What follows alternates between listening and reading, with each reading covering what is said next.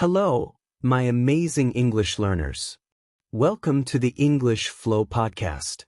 So, tell me, are you ready to smile, to learn, and maybe to get just a little bit puzzled with me today? Because, trust me, I still get tangled up in English too sometimes. But today, oh yes, today is going to be special.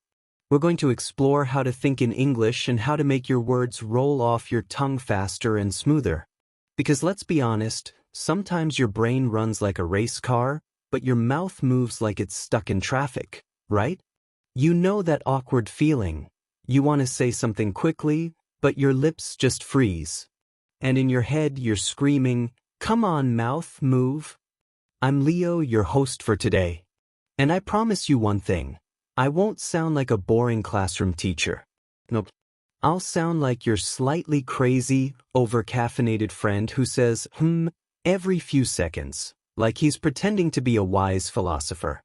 Because English is not just about grammar or perfect pronunciation, it's also about fun, play, and confidence.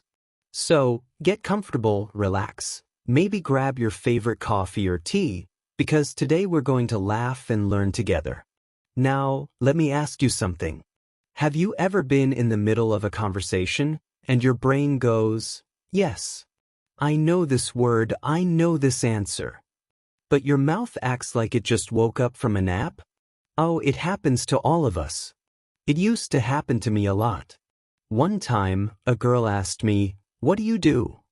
I wanted to proudly say, "I'm learning English." But instead, I stuttered and somehow said, banana. I wanted the ground to swallow me. But I laughed, she laughed, and you know what? The sky didn't fall. So, remember this, mistakes aren't disasters. Mistakes are milestones. Think about how babies learn to walk. They fall down over and over, maybe 100 times. But do they give up and say, "Forget it, walking isn't for me"? Of course not. They giggle, maybe cry for 2 seconds, then try again. That's exactly how you should be with English. Fall off, try again. It's that simple. Alright, now let's get serious, just for a minute. If you really want to speak English quickly and clearly, you need to train your mouth. Just your mouth. Think of it like a muscle. If you want strong arms, you lift weights. If you want a fast, flexible mouth, you need to exercise it too. And you know the best workout? Tongue twisters. Oh yes, those hilarious phrases like, "Peter Piper picked a peck of pickled peppers." Say them slowly first, then a bit faster, and then even faster. You'll sound ridiculous, I guarantee it. But that's the goal. The sillier you sound, the better your mouth is learning. Your lips move, your tongue dances, and your brain joins the rhythm of English. I remember before one job interview, I practiced tongue twisters nonstop. When the interviewer said, "Tell me about yourself," I almost blurted out, "Peter Piper picked a peck of pickled peppers." But because I practiced, my mouth was already warmed up and ready to move naturally. That's why tongue twisters are like push-ups for your mouth. Silly but powerful. Now, here's another fun little trick. Do you know how fast you actually speak? Most learners don't. Let's make it a mini game. Take a short story, around 300 words. Set a 1-minute timer. Read it aloud until time's up. Then count how many words you manage to speak. That number is your speaking speed. Simple, right? The fun part is, you're not racing against anyone, only yourself. If today you hit 100 words, aim for 110 tomorrow, maybe 120 next week. Slowly but surely, you'll become faster. And faster means more confidence. But here's a truth I discovered. Sometimes the real problem isn't speed. It's breath. Many learners start a sentence strong but lose air halfway, gasping like a deflating balloon. I used to do that all the time. I'd start speaking full of energy and end up sounding like a tired fish. So, what's the secret? Breath control. You need to train your lungs like singers do.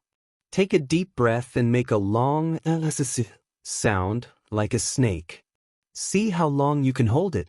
That builds control. Here's another exercise. Count numbers in one breath. 2, 3. Keep your voice strong until you run out of air. This helps strengthen your breath support and voice power. Practice it every day, and soon your voice will be as steady as a pro speaker. So now we've trained the mouth, but what about the brain? Because if the brain is half asleep, what's the point of a fast mouth? You need your brain to supply the right words at the right time. And here's the key: don't just memorize words, connect with them. When I first started learning English, I wrote hundreds of new words in a notebook and felt proud. But when I tried to speak, my brain said, "Sorry, those words are on vacation." I couldn't remember a thing. The problem? I memorized, but I didn't understand. Here's a better approach. Pick just 10 words. Only 10. Use them in your own sentences. Say them, write them, and link them to your life. If you learn the word umbrella, don't just repeat it like a robot. Make it part of your story. Last week, I forgot my umbrella and the rain destroyed my hairstyle. Now the word sticks because it lives in your memory. That's how you build long-term vocabulary. Alright, let's take it up a notch. Mental sprints. Think of it as brain training. Set a timer for 1 minute.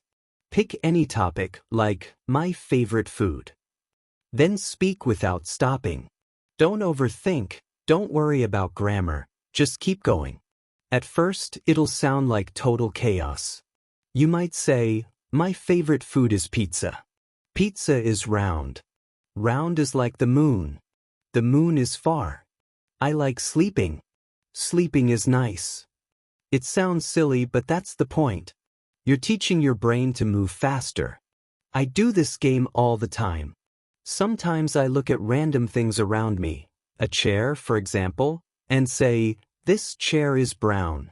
Brown reminds me of chocolate. Chocolate makes me happy. Happiness is energy. My family probably thinks I've lost my mind, but my English brain is having a party. Try it, you'll love it. Now, let's talk about something we all face: stress. When you get nervous, your brain becomes like a computer with too many tabs open. You try to speak, but everything starts buffering. You know that frozen feeling? I've been there many times. Once, before a big class presentation, I practiced like crazy. But when the teacher asked me a question, my brain just said, goodbye, and shut down. So, how do you handle that stress? Simple: breathe. Not just regular breathing, but deep, calming breathing. There's a great method called box breathing. Inhale for 4 seconds. Hold for 4. Exhale for 4. Hold again for 4. Do this a few times, and your body calms down like magic. When you're relaxed, your brain flows freely. And here's another golden tip: learn to laugh at your mistakes. Seriously. When you forget a word, don't panic. Just say something funny like, oops, my brain's buffering again. People will laugh with you, not at you. When you laugh, your body relaxes, and your English flows better. I do this all the time. When I mess up, I smile first, then correct myself. People don't think I'm dumb, they think I'm confident. So yes, laughter is not just medicine for your heart, it's therapy for your English. Another mindset shift: stop treating every conversation like a performance. Too many learners believe they must sound perfect every time, like actors on a stage.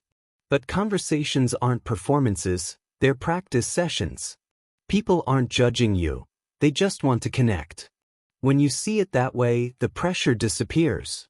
I used to chase fancy vocabulary to sound smart. But the more I tried, the more robotic I sounded. Then I changed my mindset: don't try to impress. Try to connect.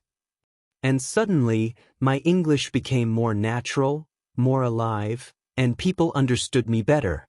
So don't aim for perfect, aim for real. Now let me share a simple daily routine that will boost your fluency like crazy. Step 1. Warm up with tongue twisters every morning. Look in the mirror, make funny faces, and just go for it. Step 2. Play the 1-minute speaking game. Pick any topic, like your breakfast. I ate eggs. Eggs are yellow. I love yellow. My dog likes eggs. Keep going. Step 3. Train your breathing. Do the SSS exercise or count numbers in one breath every day. Step 4. Learn fewer words but use them deeply. 10 words are enough. Make jokes with them. Link them to your life. Step 5. Laugh when you make mistakes. When you forget a word, smile and say, "Oops, buffering again." It works. Step 6. Relax. Every talk, every sentence, it's all practice. Nobody's perfect, and that's the beauty of it. If you follow this plan, your English will grow strong and steady. Before we wrap up, here's a story that still makes me laugh. One day I wanted to say, "I'm really hungry," but I accidentally said, "I'm really angry." My friend looked scared and asked, "Why are you angry?" And I shouted, "Because I need food." We laughed for 5 minutes straight. And guess what? I never confused hungry and angry again. Another time I wanted to say, "I like cooking," but instead I said, "I like cocking." Oh man, my friend nearly fainted laughing. I was embarrassed, but I learned my lesson. After that, I practiced cooking 100 times. And now I'll never forget it. See? Mistakes can become your best teachers if you learn to laugh and keep going. Before we finish, let me share one truth that I live by. English learning isn't a race. You don't have to be perfect today. You just have to be a little better than you were yesterday. If today you can say 50 words a minute, try 55 tomorrow. If you remembered 5 words today, try for 6 tomorrow. Slow, steady progress. That's how real fluency grows. So, my dear English learners, remember this. Train your mouth, train your brain, control your breath, laugh at your mistakes, and never stop practicing. English is not just a language, it's your friend. Spend time with it, talk to it, play with it, and one day, you'll realize, wow, I can think in English. I can speak in English. I can even dream in English. That, my friends, will be your victory. Thank you for staying with me till the end. You are stronger than you think. Keep learning, keep growing, and remember, even if your words come out a little messy, your effort is beautiful. I'm Leo, and I believe in you. See you next time, my friends.